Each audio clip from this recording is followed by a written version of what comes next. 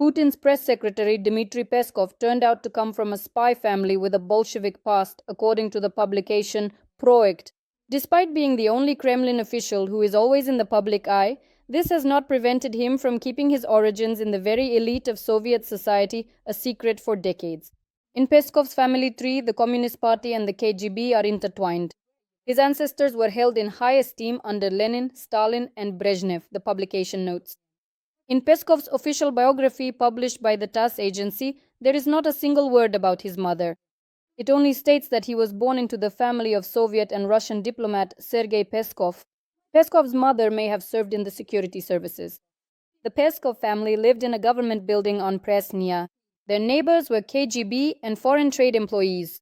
The father of the Russian president's press secretary, Sergei Peskov, most likely worked in intelligence.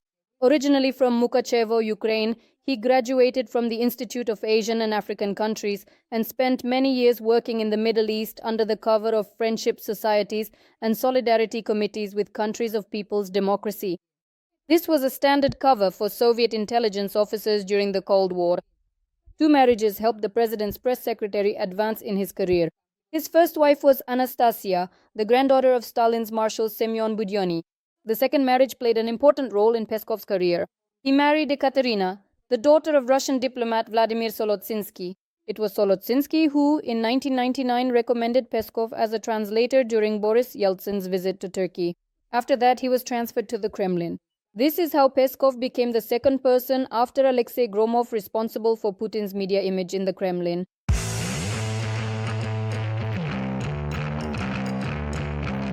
The main liar and hypocrite of all Russia. Let us remind you that throughout its entire history, Russia has never attacked anyone. The mouthpiece for the thoughts and intentions of the completely deranged bunker-dwelling madman. And as Putin said yesterday, one of the objectives was the demilitarization of Ukraine. In fact, this objective has largely been achieved. The talking mouth of Putin, whom not even Putin himself believes. There's Peskov sitting across from me, my press secretary. Sometimes he spouts such nonsense I myself watch. On TV, I think, what is he talking about? Who told him to say that? When his master loosens the leash, he's a charming liberal, not without self-irony. Good evening, hello.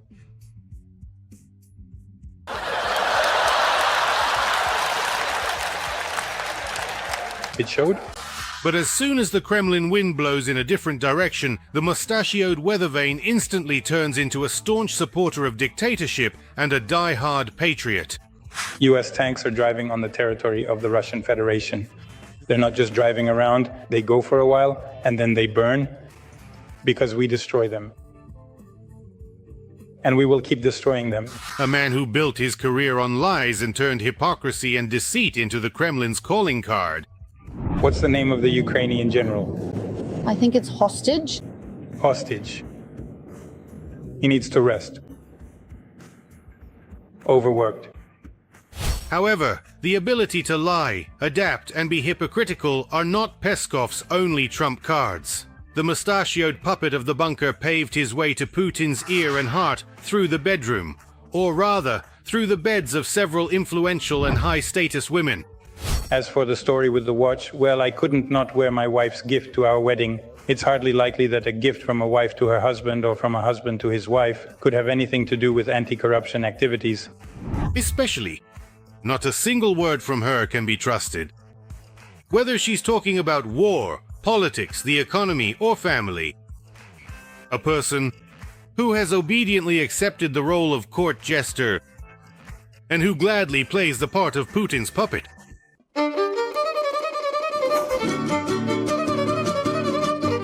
Despite the fact that Peskov is a hereditary diplomat, his father started out as a Soviet and later a Russian ambassador responsible for relations with Arab countries. Peskov paved his way into big politics as a kept man. How could I be so stupid? How did I not realize right away that Zhenya is a gigolo? I'm a gigolo? Peskov's first wife, Anastasia Budyonnaya, is the granddaughter of that very same mustachioed and bloody Soviet marshal, Semyon Budyonny. It was precisely through his relationship with Anastasia that the future press secretary of Putler began his ascent to the Kremlin Olympus. When he became a member of the family of that bloody marshal, he naturally took advantage of all their connections. Family ties, as well as knowledge of several foreign languages, helped the mustachioed liar get a job at the Soviet Foreign Ministry. A few years later, after the collapse of the Soviet Union, the Budyonny name lost its former luster. And the gigolo diplomat Peskov began looking for new bedroom opportunities. And he found them. You want a great but pure love. Well, who doesn't want that? In '94, he married 18-year-old Ekaterina Solotsinskaya, the daughter of influential Russian diplomat Vladimir Solotsinsky. Then come to the hayloft when it gets dark. By the time of the wedding, the romance between Dima and Ekaterina had already been going on for several years.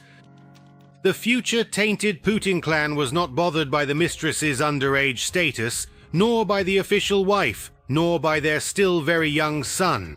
He began actively pursuing her when he was just 14 years old at a very young age, while his wife, who at that particular time was Budyonny's granddaughter, was already pregnant with their son. Many people today know Peskov's son well. He inherited his father's ability to lie and be hypocritical at a genetic level. First, you need to try with a simple lie. This is the same Nikolai Chules who so absurdly shied away from mobilization, hiding behind his father's surname. Do you know that I am Mr. Peskov? How wrong is it for me to... Did you sit down? Yeah. Anyway, I'll handle this, I'll deal with it at another level.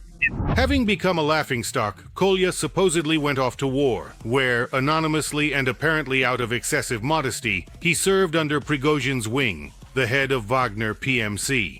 This is the first time I'm saying this. Out of all my acquaintances, there's one person, Dmitry Sergeyevich Peskov, who at one time was known as a complete liberal, and his son, who spent part of his life in America, I think, if I'm not mistaken, or in England. He came and said, I'll take him as a regular artilleryman. By the way, he did his job absolutely fine. As a regular artilleryman, knee-deep in mud and filth during a hurricane. Very few people know about this. Wonderful, amazing, absolutely brilliant, truly incredible, and fantastic. By the way, when it comes to Nikolai's modesty, in this regard he's no worse than his father. The offspring of Putin's secretary has never officially worked anywhere. At the same time, he owns expensive real estate in the center of Moscow, as well as a fleet of luxury cars. Nikolai himself drives a new Range Rover, patriotically tying a St. George ribbon to the mirror. Such a car costs about 9 million rubles. And here we see a Ferrari in his collection. And here's a Mercedes, a motorcycle, and of course, a Harley Davidson.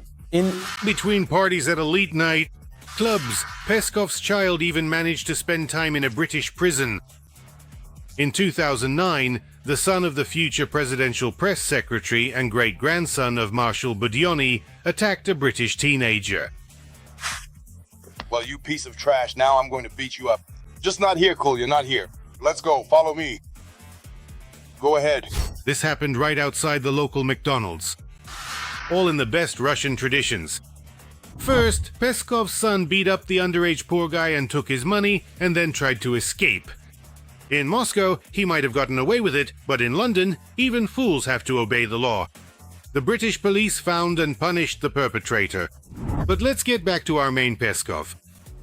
After swapping Budennaya for Solotsinskaya, Dima continued to climb the career ladder. The connections of his new flame's father helped the mustachioed opportunist land a job at the Russian embassy in Turkey. You never truly loved me. You married me just for your career. Fame didn't keep Kalima waiting long. In November '99, Peskov appeared on television for the first time. In front of millions of Russians, he flamboyantly flattered his boss, his future boss, Boris Yeltsin. This happened at the OSCE summit in Istanbul. You are a great man, sire. It was thanks to this visit by Yeltsin to Turkey that Peskov managed to make his way into the Kremlin. Dima quickly managed to win over the boss of all Russian propagandists, Alexei Gromov. An obsequious, unscrupulous, and fawning lackey, a real find for the Kremlin. After a brief period of serving Yeltsin, Dima was then passed on to Putin as an inheritance. I will point it out, just to be clear. I did everything I could. As he climbed the career ladder, Dima lost interest in his now less prestigious second wife, and Peskov began cheating on her more and more often. By that time, Ekaterina had given the mustachioed liar 3 children, a daughter, Elizaveta, and 2 sons, Mika and Danny. All these children from his second marriage would eventually become ideological enemies of Putin's regime. That is, they would become citizens of the hated France. The culture of Paris, of Parisian life, is very different from that of Russia. Here, the laws regarding minorities are different. Here, Charlie Hebdo brings millions of people out onto the streets. The eldest daughter, Elizaveta, openly admits that she likes those very European values that are deeply hated in Putin's Russia, and not just the democratic ones, but also the non-traditional ones.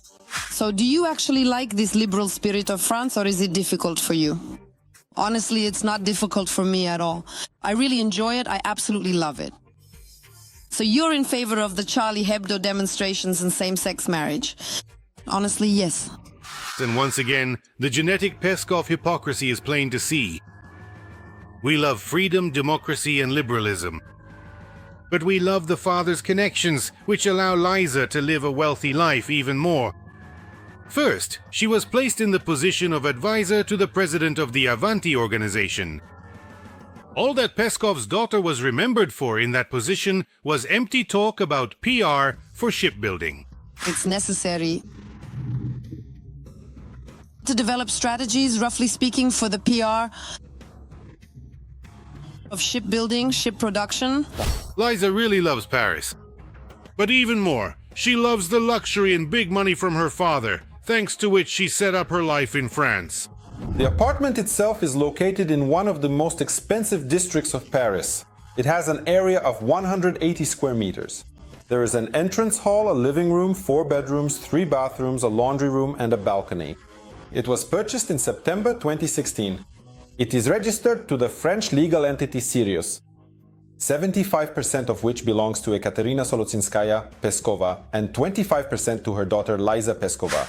And still, don't be too quick to label Peskova's daughter as a spoiled rich kid or a member of the Golden Youth. It would be better to feel sorry for poor Liza. After all, according to her father, she doesn't live. She merely survives in the harshest French, practically Spartan conditions. She was never a spoiled rich kid. She had a very difficult life, a tough time studying.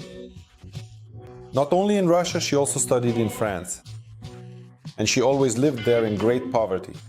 The millions of euros that Peskov spent on supporting the children of his wife, Ekaterina Solotsinskaya, became a sort of payoff for his infidelities and the collapse of yet another family. A government official who has never been involved in business bought up elite real estate and luxury cars in huge quantities.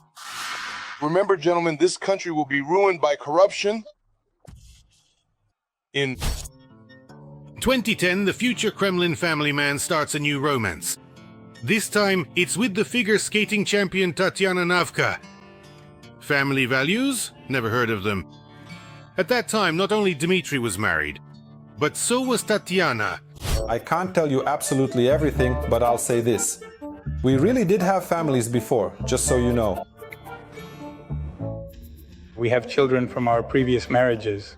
All these Russian values and traditional morals are just for the common folk. The Tsars and boyars aren't interested in these fairy tales. He would only officially divorce his former wife, Yekaterina Peskova, 2 years later. By the way, in that same 2012, the liar and sycophant finally reached his Olympus, the seat of press secretary to the Russian dictator.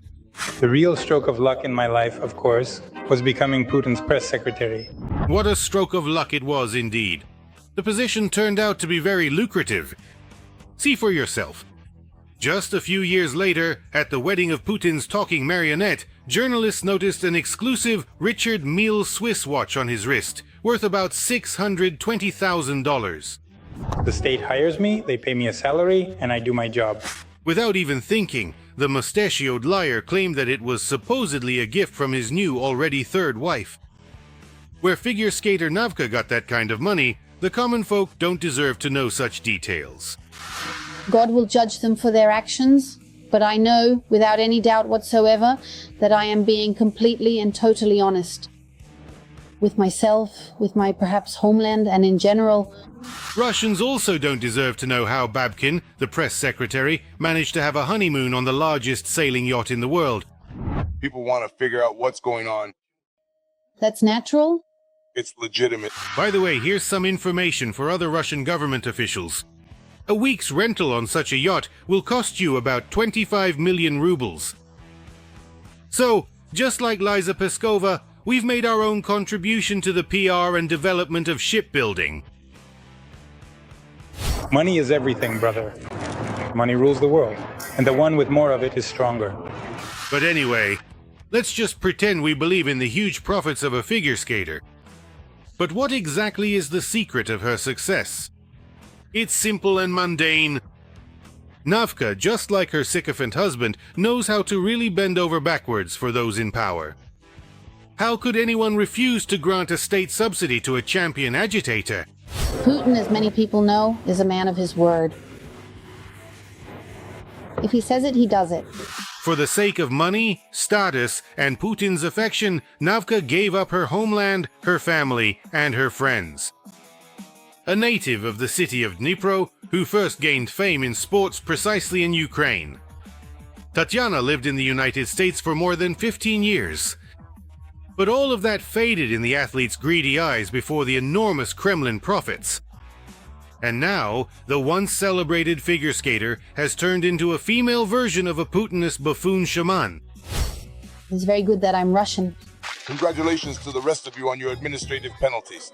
Hello, Russia, the country of Gagarin, Pushkin, and me. If you believe the official declaration of the Peskov family, it turns out that Dima is just a kept man living off his wife. Tatiana earns dozens of times more than her government servant husband. And who here isn't ashamed, huh? Zhenya isn't ashamed that he's been living off someone else for 8 years. In addition to a watch collection worth as much as several luxury Moscow apartments, Peskov owns a modest mansion costing only about 1 billion rubles. Naturally, the house is registered in his wife's name. After all, Dima is an ascetic, just like his boss. You go to the Maldives on vacation, and I'm the one providing for you. Not Everything!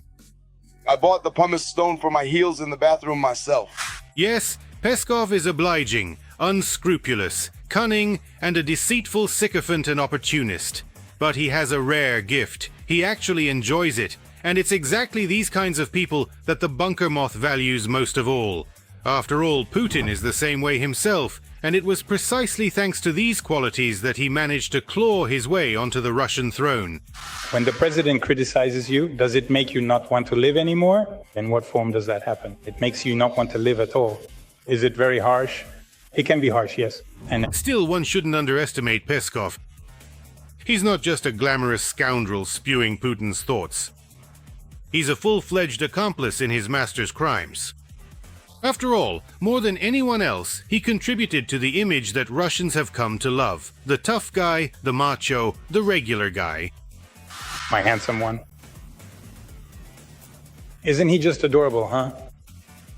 There you go, a little massage, all done, take care. For what? Malicious tongues say that it's Peskov who's behind those ridiculous videos of the bunker Tsar.